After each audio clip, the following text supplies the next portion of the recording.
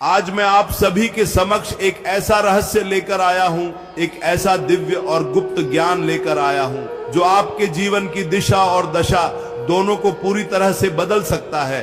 जब हमें चारों तरफ केवल अंधकार ही अंधकार दिखाई देता है, कितनी भी मेहनत कर लें, कितना भी पसीना बहा लें, लेकिन घर में बरकत नहीं होती। धन आता तो है लेकिन पानी की तरह बह जाता है। घर में कलह कलेश, बीमारी और मानसिक तनाव बना ही रहता है। आप में से बहुत से लोग मुझसे बार बार पूछते हैं कि गुरुजी, कोई ऐसा सरल और अचूक मार्ग बताइए जिससे हमारे घर की दरिद्रता दूर हो सके, हमारे ऊपर से कर्ज का यह भारी बोझ उतर सके। तो मेरे प्रिय भक्तों, आज का यह समय, आज का यह पवित्र दिन केवल और केवल आपके लिए ही है।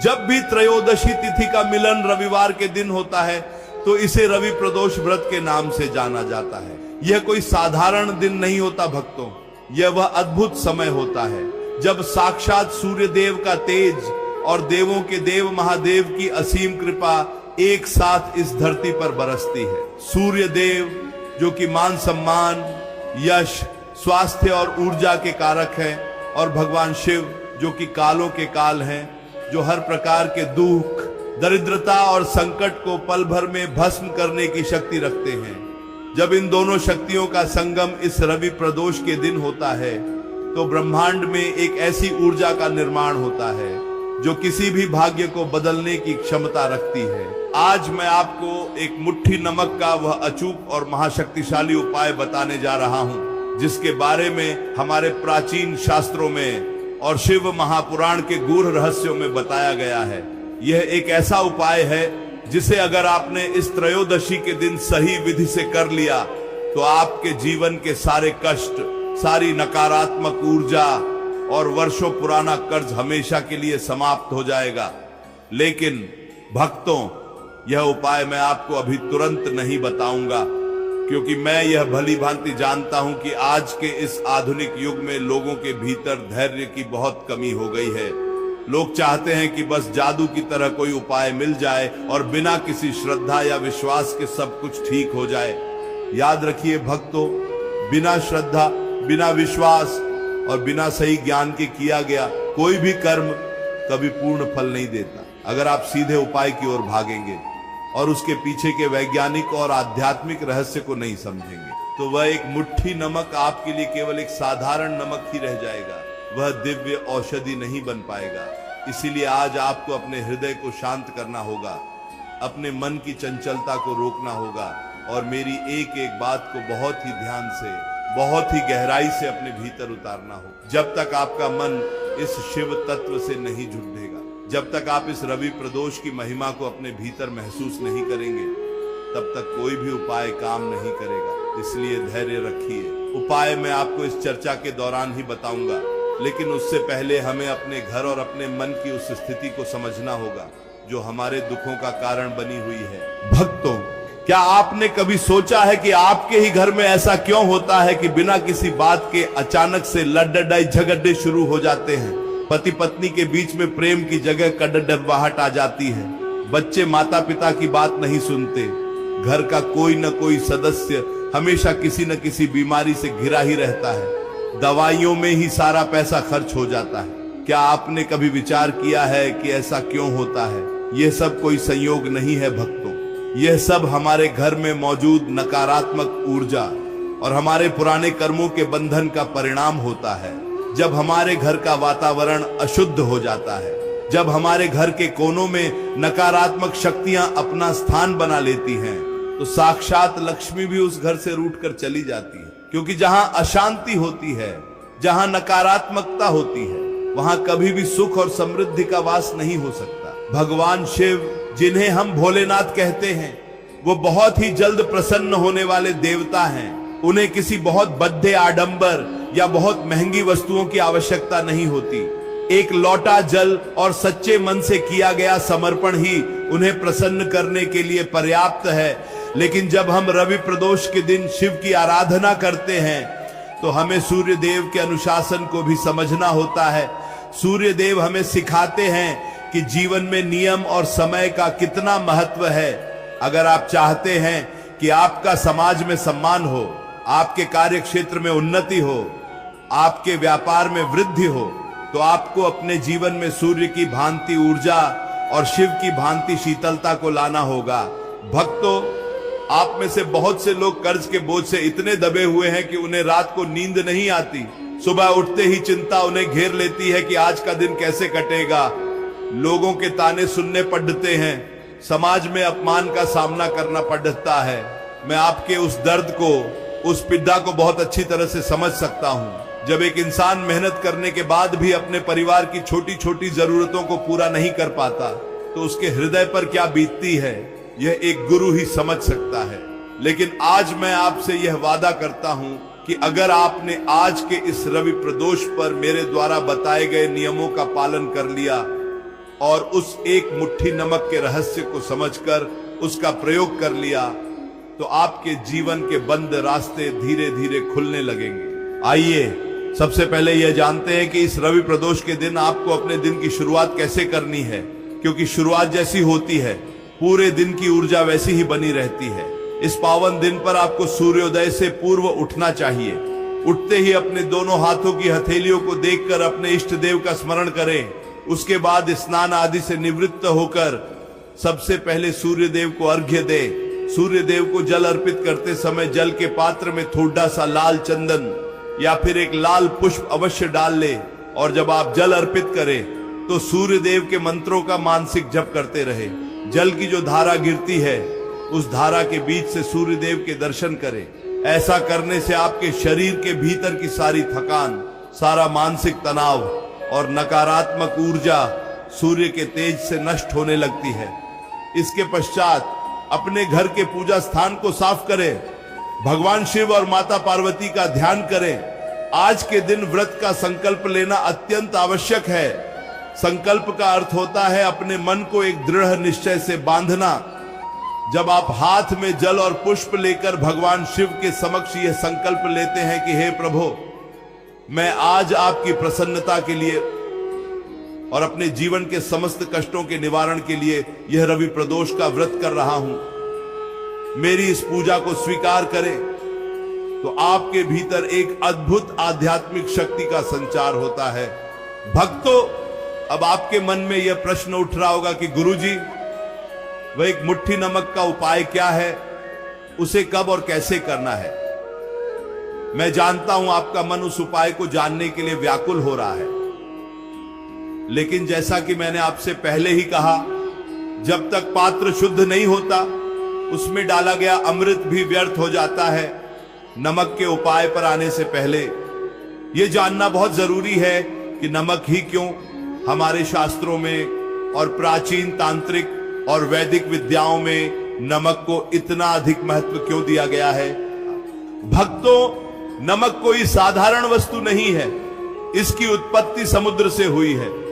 समुद्र मंथन के समय जब कई प्रकार के रत्न और दिव्य वस्तुएं निकली थी, तो समुद्र के उस खारे जल में एक ऐसी अद्भुत क्षमता थी जो किसी भी प्रकार की अशुद्धि को अपने भीतर सोख सकती है।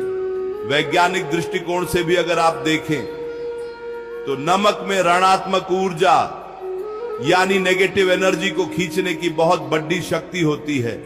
जब आप किसी अशुद्ध स्थान पर नमक रख देते हैं तो वह उस स्थान की सारी अशुद्धियों को, सारे हानिकारक तत्वों को अपने भीतर समाहित कर लेता है। ठीक इसी प्रकार आध्यात्मिक जगत में नमक को दरिद्रता नाशक माना गया है। नमक का सीधा संबंध हमारे जीवन के आर्थिक स्तर और हमारे घर की शांति से होता है। क्या आपने कभी ध्यान दिया है कि जब घर में भोजन में नमक कम या ज्यादा हो जाए तो पूरे भोजन का स्वाद बिगड़ जाता है।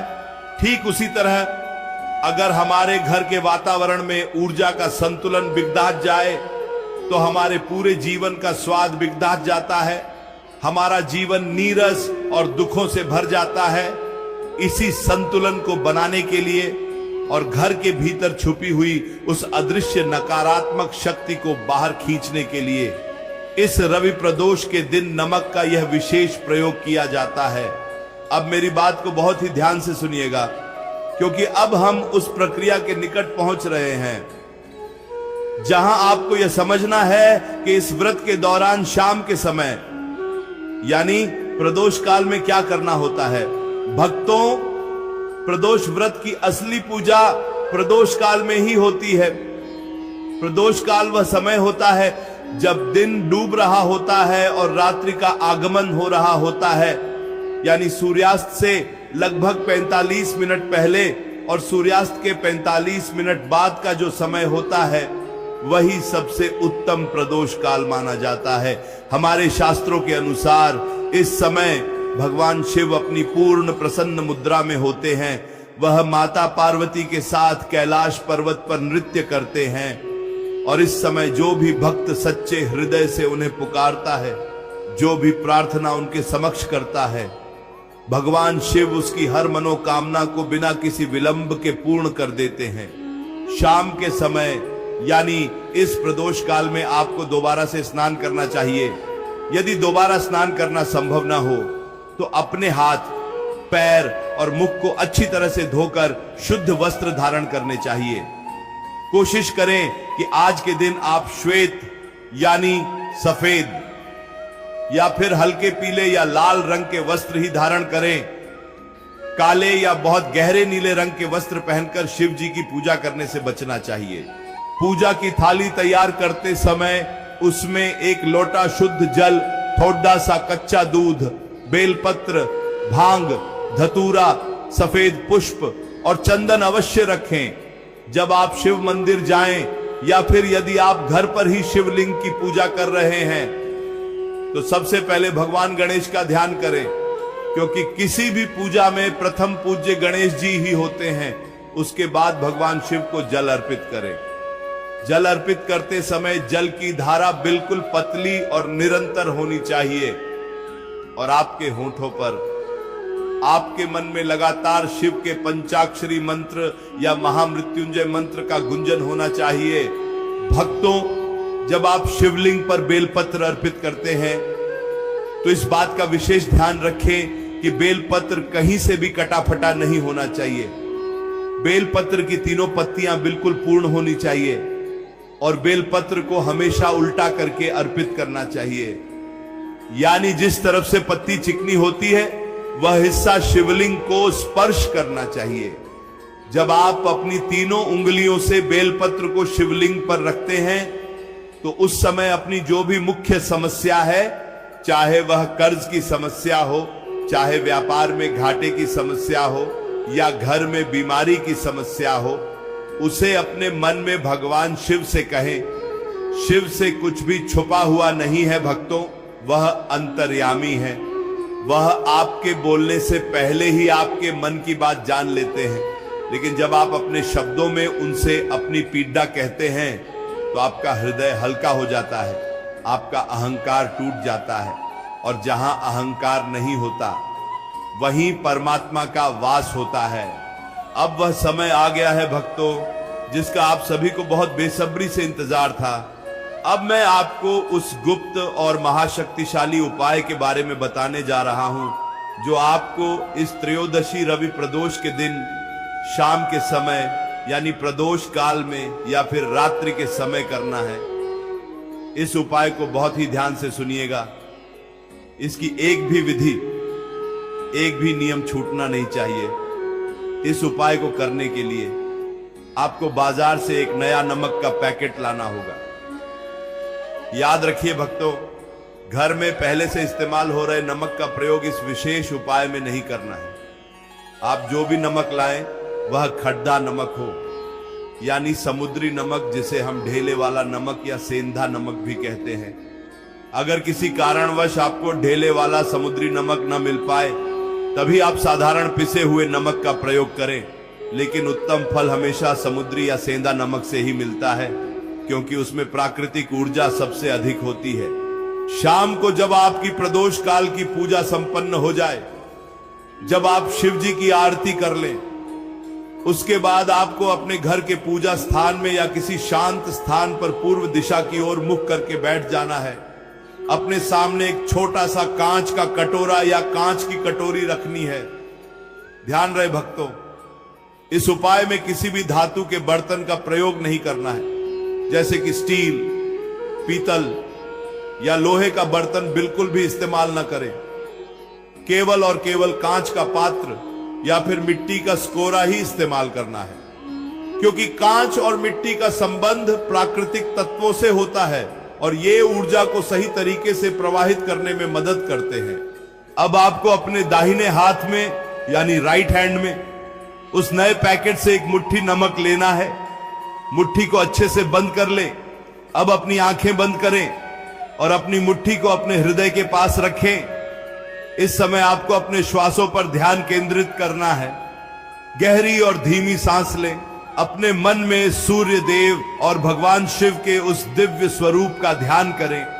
महसूस करें कि सूर्य का वह प्रकाश और शिव की वह असीम करुणा आपके सिर के ऊपर से होती हुई आपके पूरे शरीर में प्रवेश कर रही है।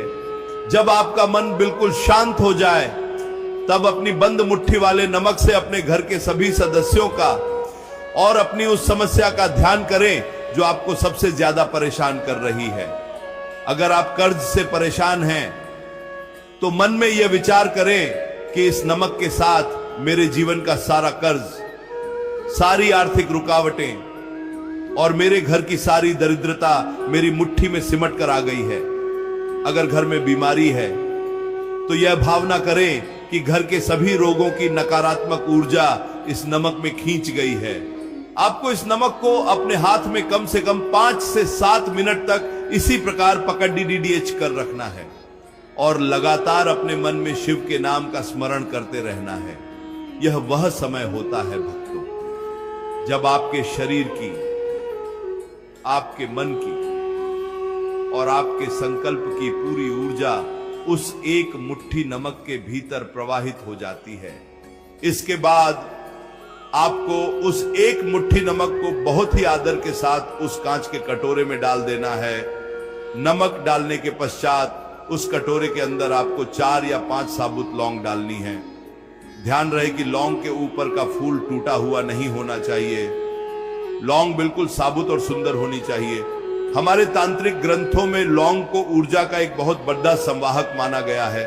जब नमक और लौंग का यह मिलन होता है तो यह एक ऐसा सुरक्षा कवच बना देता है, एक ऐसा चुंबकीय क्षेत्र बना देता है जो आसपास की किसी भी प्रकार की नकारात्मक शक्ति, तंत्र मंत्र के प्रभाव या बुरी नजर को तुरंत ही निष्फल कर देता है। अब इस कांच के कटोरे को जिसमें आपने एक मुट्ठी नमक और लौंग रखी है, अपने घर के किसी ऐसे कोने में रख दें जहां किसी की जल्दी से नजर न पड़े। सबसे उत्तम स्थान होता है आपके घर का दक्षिण पश्चिम कोना, जिसे हम नैऋत्य कोण कहते हैं, या फिर आप इसे अपने घर के मुख्य द्वार के अंदर किसी कोने में भी रख सकते हैं। अगर आपके घर में बहुत ज्यादा कलह क्लेश रहता है तो आप इसे अपने शयन कक्ष यानी बेडरूम के किसी कोने में भी रख सकते हैं। बस इस बात का ध्यान रखना है कि इसे बार बार कोई छुए नहीं और इस पर किसी के पैर न लगें। भक्तों, यह उपाय यही समाप्त नहीं होता। असली रहस्य तो अब शुरू होता है। जब आप इस कटोरे को वहां रख देंगे तो यह पूरी रात्रि और अगले दिन तक वहीं रखा रहेगा।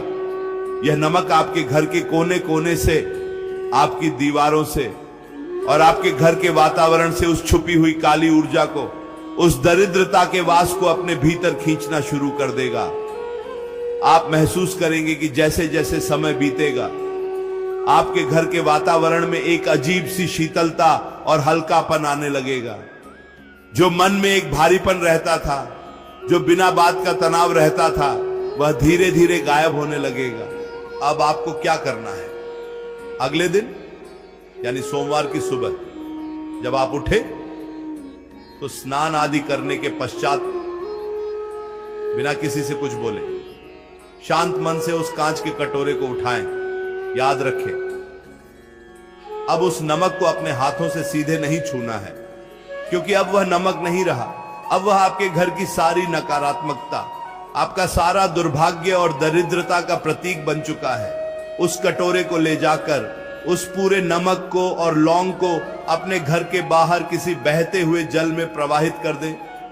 अगर आसपास कोई बहती हुई नदी या नहर नहीं है तो आप इसे अपने घर के शौचालय यानी टॉयलेट के फ्लश में भी डाल सकते हैं और ऊपर से बहुत सारा पानी बहा सकते हैं ताकि वह पूरी तरह से बह जाए और उसका कोई भी अंश आपके घर में न रहे।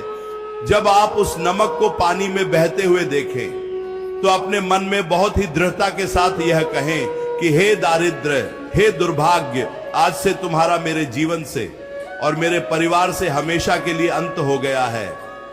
भगवान शिव और सूर्य देव की कृपा से अब मेरे घर में केवल सुख, शांति, समृद्धि और धन धान्य का वास होगा। कटोरे को अच्छे से पानी से धोकर साफ कर लें और फिर से उसका सामान्य उपयोग कर सकते हैं। भक्तों, यह जो एक मुट्ठी नमक का उपाय मैंने आपको बताया है, यह कोई साधारण प्रयोग नहीं है। जिन भी भक्तों ने इसे पूरी श्रद्धा, पूरे विश्वास और सही नियम के साथ किया है, उनके जीवन में आश्चर्यजनक बदलाव आए हैं। कई लोगों के व्यापार जो बिल्कुल बंद होने के कगार पर थे, वो फिर से चल पड़े। जिन लोगों पर लाखों का कर्ज था, उनके लिए धन आने के ऐसे नए मार्ग खुले जिनके बारे में उन्होंने कभी सपने में भी नहीं सोचा था। क्योंकि जब घर से दरिद्रता और अशुद्ध ऊर्जा बाहर निकल जाती है तो माता लक्ष्मी को उस घर में आने से कोई नहीं रोक सकता। लेकिन एक बात का हमेशा ध्यान रखिएगा मेरे प्रिय भक्तों, कोई भी उपाय तब तक पूर्ण रूप से काम नहीं करता जब तक आपके कर्म शुद्ध नहीं होते। भगवान शिव केवल उन्हीं पर अपनी कृपा बरसाते हैं जिनके मन में दया होती है, जो दूसरों का अहित नहीं सोचते और जो अपने कर्तव्यों का ईमानदारी से पालन करते हैं।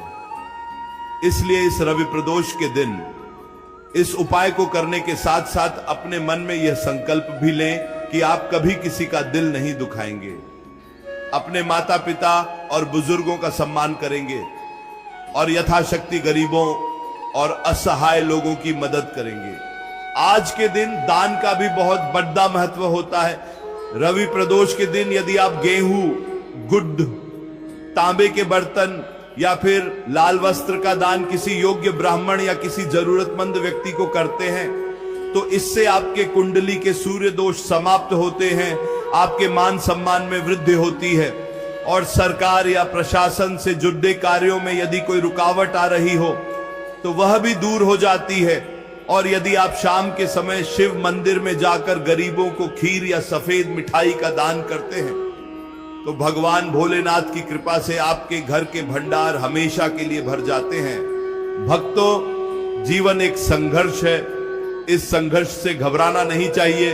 रात कितनी भी लंबी और कितनी भी काली क्यों ना हो, सूर्योदय अवश्य होता है।